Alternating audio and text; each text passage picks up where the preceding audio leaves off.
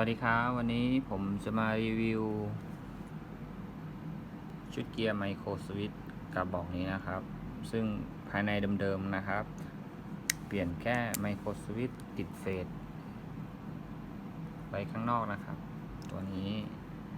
เรามาดูการทำงานของไมโครสวิตช์นะครับเซฟนะครับเซมิออโต้เซมิฟังเสียงนะครับเซฟ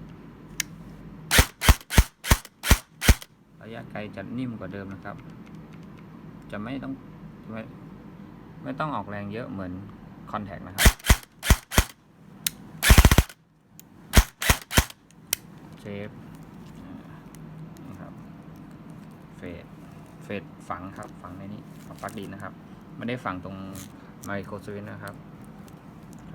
เพื่อนท่านไหนสนใจที่อยากจะให้ติดตั้งหรือว่าอยากจะเอาไปติดตั้งเองก็ติดต่อ